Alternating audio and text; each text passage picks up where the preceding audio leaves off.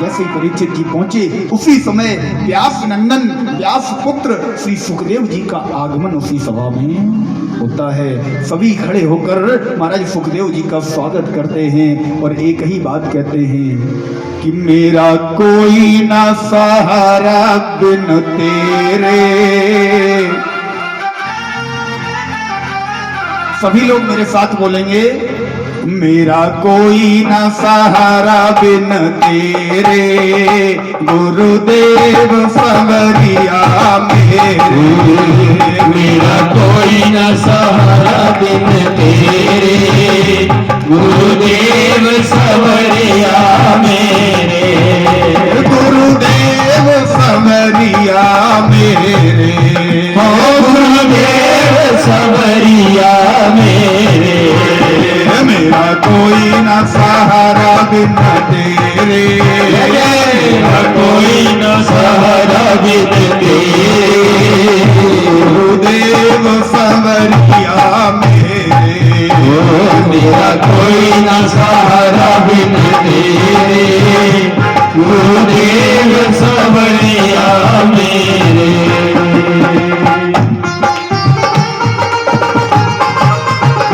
जय हो, सभी भाव से ताली लगाई। जय श्री राधे।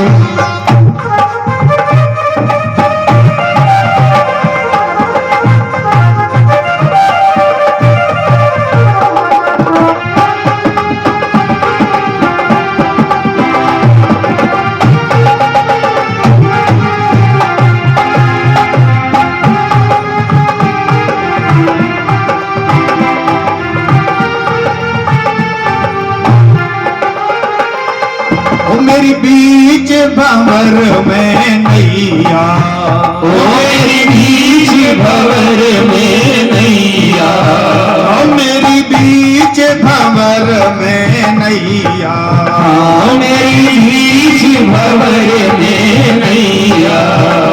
नहीं तुम बिन कोई खेवैया, नहीं तुम बिन कोई खेवैया, नहीं तुम बिन कोई खेवैया, नहीं तुम बिन कोई खेवैया। काटो जन्म मरण के फेरे, काटो जन्म मरण के फेरे, गुरुदेव सवरिया मेरे। मेरा कोई न सहारा बिन तेरे, गुरुदेव सवरिया मेरे। गुरुदेव भगवान की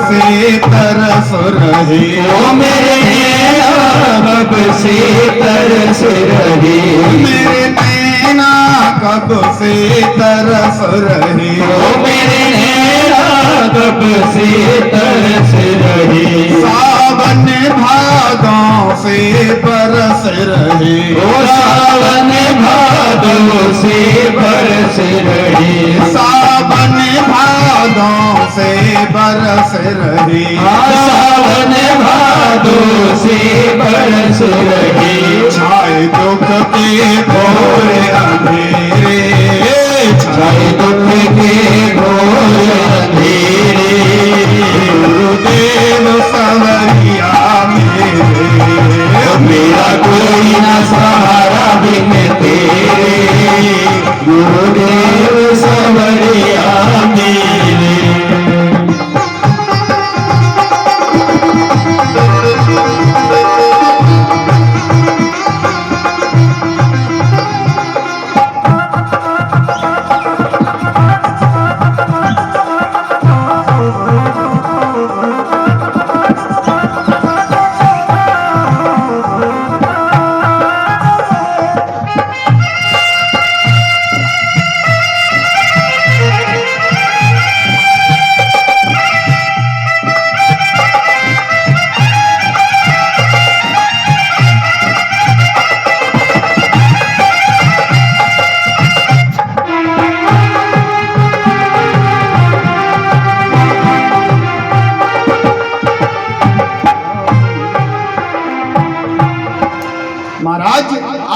परीक्षित जी गुरुदेव भगवान के सुखदेव जी महाराज के चरणों का ध्यान करते हुए उसी सभा में पहुंचे।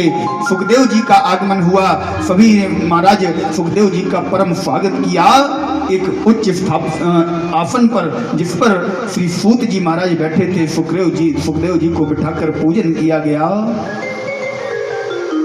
सुखदेव जी को परीक्षित जी ने अपनी सारी व्यथा बताई। बोले, प्रभु हे गुरुदेव, मुझे आज से ठीक 7वें दिन मरने का श्राप लगा है। मुझे मरने का दुख नहीं है, केवल मैं इतना चाहता हूं कि मेरा मरना सिद्ध हो जाए, मेरी मुक्ति का कोई उपाय हो जाए।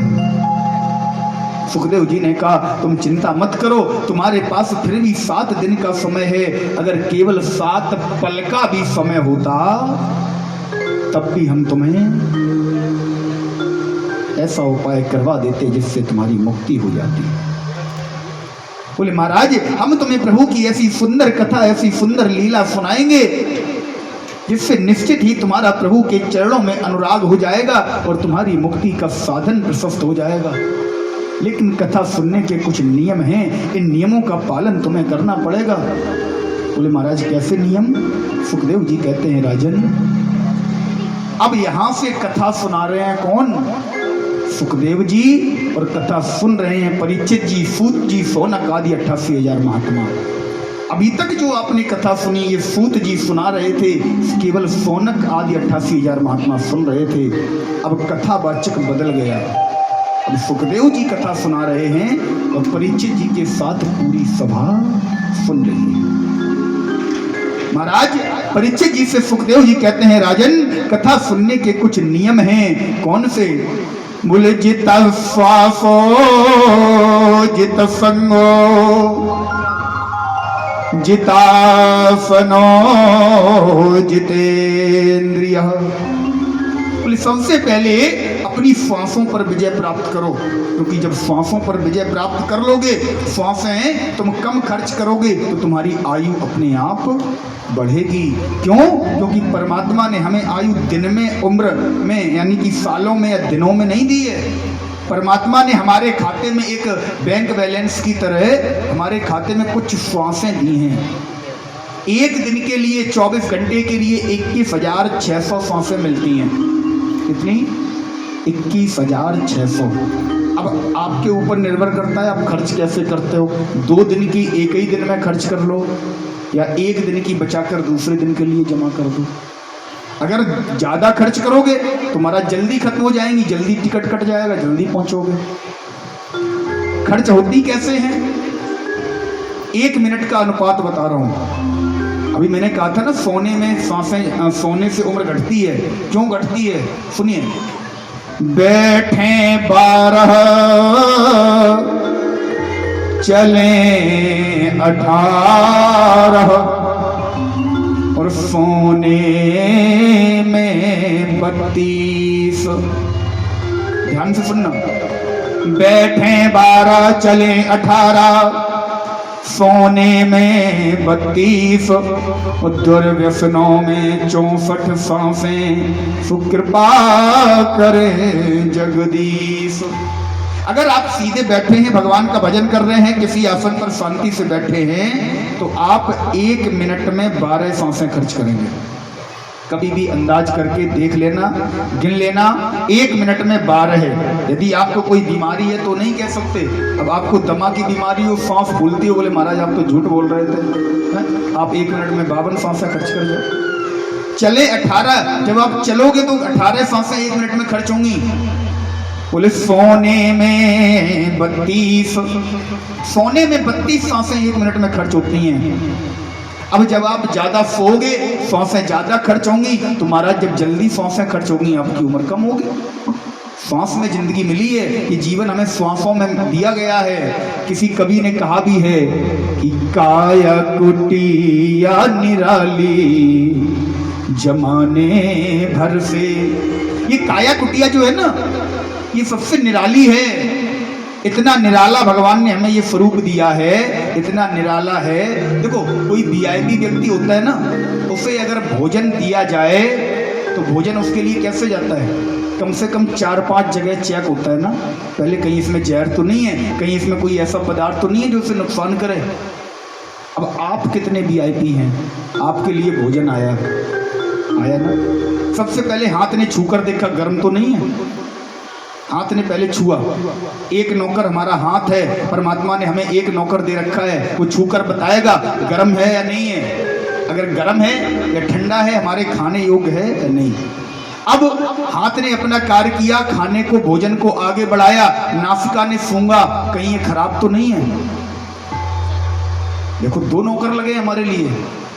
जैसे ही तीसरा अंदर रखा गया, बोले ये ऐसा टाइट तो नहीं है, कड़क तो नहीं है, दांतों ने उसे चबाकर देखा। तीसरा नौकर, चौथा नौकर हमारी जिब्या, उसने बताया कि इसका स्वाद सही है, ये तुम्हारे खाने लायक है या नहीं। इतने बड़े वीआईपी हो, 4 जगह तुम्हारा भोजन चेक हो रहा है, तब तुम्हारे पेट में जा रहा है महाराज। लेकिन इस वीआईपी के बदले में जो वीआईपीपन हम लोग देख रहे हैं, झाड़ रहे हैं ना, इसके लिए भगवान हमसे टैक्स ले रहा है। कौन सा टैक्स? बोले जो सांसें हमें दे रखी ना, वो किराया ले रहा है इन सांसों के रूप में। फ्री में नहीं दे रखा, सांसें वापस ले रहा है हमसे। महाराज परीक्षित जी से कहा अपना आसन जीतो, पहले एक आसन पर बैठना सीखो। अगर कथा में बैठे हो, भजन में बैठे हो, सत्संग में बैठे हो, तो एक आसन पर बैठो। ये नहीं परीक्षित जी, हाँ आप सही कह रहे हैं, ये नहीं कि बार बार तुमने पैर उठाए पीछे रख लिए, फिर सीधे कर लिए, फिर दाएं कर दिए, बाएं कर दिए। एक आसन होना चाहिए हमारा, एक आसन पर बैठना चाहिए। आपने देखा हम 3:30 बजे से बैठे हैं, ऐसे ही बैठे ना, हमने पैर तो नहीं हिलाए। एक आसन होना चाहिए आपका, जब भी आप भजन में पूजा में बैठे हैं तो एक आसन। जितना संगो, अपने अंगों पर विजय प्राप्त कीजिए। ये नहीं कि चारों तरफ आप घूम रहे हो। एक बार जैसे बैठ गए, बस जहां ध्यान लगा दिया वहीं ध्यान आपका परमात्मा के चरणों में लगा रहे। जितेंद्रिया, अपनी इंद्रियों को जीतिए। आपकी ज्ञानेंद्रियां, आपकी कर्मेंद्रियां, मन बुद्धि चित्त अहंकार, आंख नाक कान मुंह हाथ त्वचा, ये इधर उधर ना भटकें, तब तो आपका ध्यान परमात्मा के चरणों में लगेगा। इस प्रकार से जब आप कथा सुनेंगे तो पूर्णतया फल प्राप्त होगा। परीक्षित जी ने सिर हिलाकर कहा, हाथ जोड़कर कहा, प्रभु हे सुखदेव जी, मुझे आपकी सारी शर्तें मंजूर हैं, आप बस मुझे कथा सुनाइए। परीक्षित जी को महाराज आज सुखदेव जी कथा सुनाते हैं।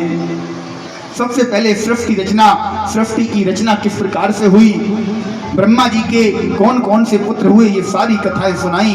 बोले महाराज ब्रह्मा जी के 2 मानस पुत्र हुए, एक का नाम मनु और एक का नाम शतरूपा। ये 2 पुत्र और पुत्री हैं। ब्रह्मा जी ने इन दोनों को सृष्टि रचना के लिए आगे बढ़ाया। जब इन्होंने ब्रह्मा जी की सृष्टि रचना में सहयोग किया तो महाराज इनकी 5 संतानें हुई। कौन सी? मनोस्तु शतरूपायाम त्रिश्चि कन्याश्चि जग्रे आकूति देवहूतिश्च प्रसूतिर्दिवे श्रुतः। 3 कन्याएं हैं इनकी, एक का नाम है आकुति, एक का नाम है देवहूति, एक का नाम है प्रसूति। इनके 2 पुत्र हैं, प्रियव्रतोत्तान पादो मनो शतरूपापते सुतौ। बोले प्रियव्रत और उत्तान पाद नाम के इनके 2 पुत्र हैं। बड़ा पुत्र है प्रियव्रत, छोटा पुत्र है उत्तानपाद। तीनों कन्याओं की विस्तार से चर्चा परीक्षित जी महाराज को सुनाई। छोटे पुत्र की प्रियव्रत उत्तानपाद की चर्चा सुनाते हैं महाराज।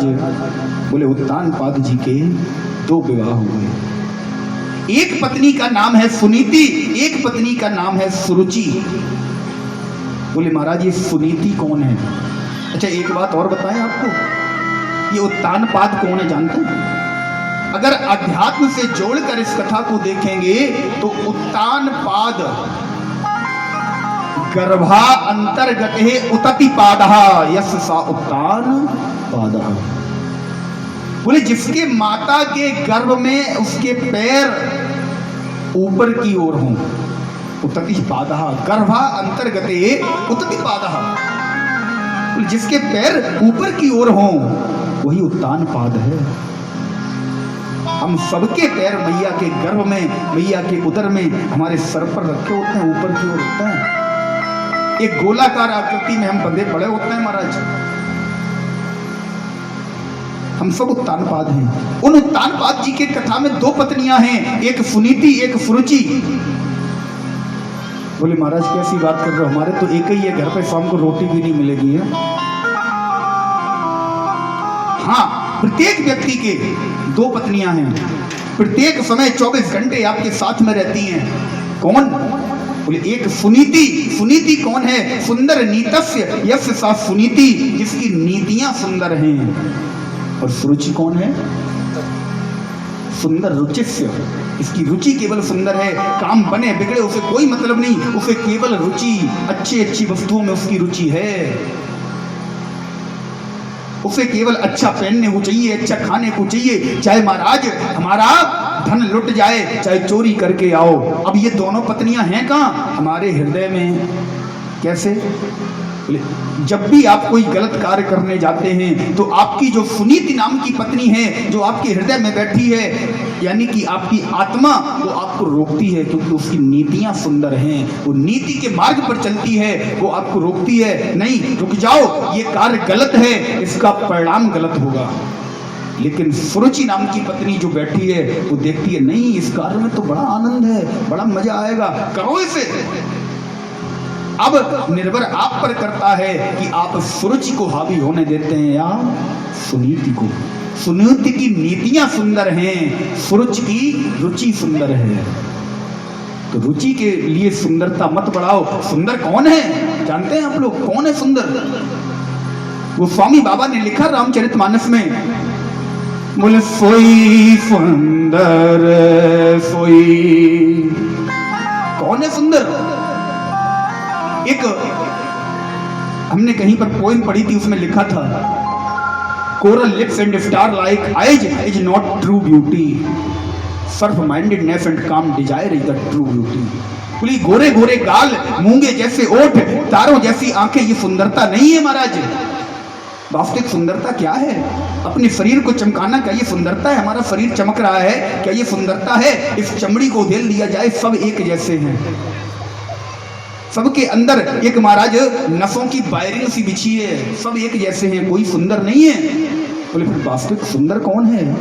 कि सोई सुंदर सोई सौभाग्य शरीरा, सोई सुंदर सोई सौभाग्य शरीरा, जो छल छाड़ भजे रघुबीरा, सोई सुंदर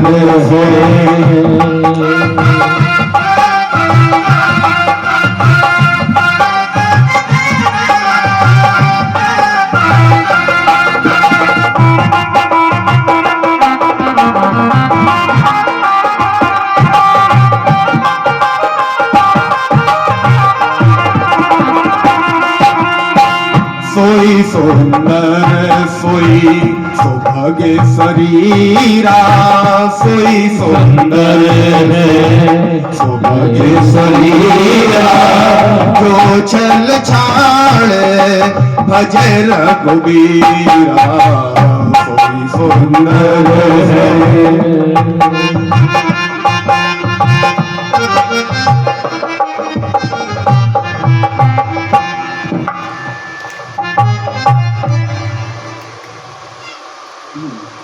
सोई सुंदर सोई सुभग शरीरा। बोले वही सुंदर है, उसी का शरीर सुंदर है।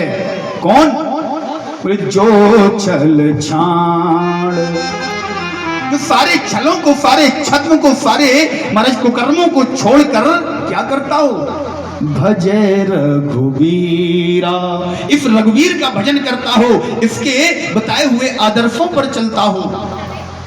जरूरी नहीं है दिन रात माला फेरो तो वही महाराज रघुवीर का भजन है, नहीं, जो इसके बताए हुए आदर्शों पर चलता है वो भी एक भजन है, वो सुंदर है।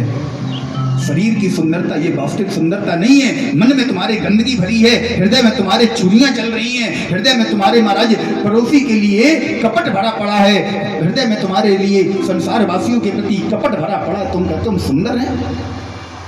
रोज फेशियल कराने से महाराज, अच्छे अच्छे साबुन शैम्पू से नहाने से, अच्छी अच्छी क्रीमों का प्रयोग करने से कोई सुंदर नहीं बनता। सुंदर बनता है तो केवल राम नाम रूपी साबुन लगाओ, सुंदर बन जाओगे। बोलो राधे राधे। महाराज आज उत्तानपाद जी की 2 पत्नियां हैं। एक के पुत्र का नाम है उत्तम, ये सुरुचि का पुत्र है। एक के पुत्र का नाम है ध्रुव, ये सुनीति का पुत्र है। एक बार ध्रुव जी महाराज अपने पिता उत्तानपाद की गोद में बैठने के लिए जैसे ही आगे बढ़े, उत्तम को बैठा हुआ देखा। जैसे ही आगे बढ़े उत्तानपाद जी ने हाथ तो बढ़ाया, लेकिन तब तक सुरुचि ने रोक दिया। और ध्रुव से जानते हो क्या कहा? ध्रुव से कहा, ध्रुव तू सुनीति का पुत्र है, अगर तुझे अपने पिता की गोद में बैठना है तो जा पहले तपस्या कर, उस कन्हैया को, उस माधव को मना और उनसे वरदान मांग कि तुझे मृत्यु दे। मृत्यु लेने के बाद तू मेरी कोख से, मेरे गर्भ से जब तू जन्म लेकर आएगा तब तू इनकी गोद में बैठने का अधिकारी होगा। महाराज हाथ पकड़कर झटक दिया। ध्रुव जी महाराज आज रोते हुए अपनी मैया सुनीति के पास आए। सुनीति से कहने लगे, मैया मातो सपत्न्या सदुर विवेधा स्वसन रुखो दंड हतो यथाहि। बोले मैया मातो सपत्न्या, हमारे पिता की जो दूसरी पत्नी है ना, दुर्विवेधा, उसने मैया मुझे गाली देकर कहा है कि तुझे मेरी कोख से जन्म लेना पड़ेगा। और ध्रुव जी महाराज ये बात कह कैसे रहे हैं? बोले स्वसन रुखा, सांस रुक रही है। क्यों? क्योंकि रोकर ये बात कह रहे हैं।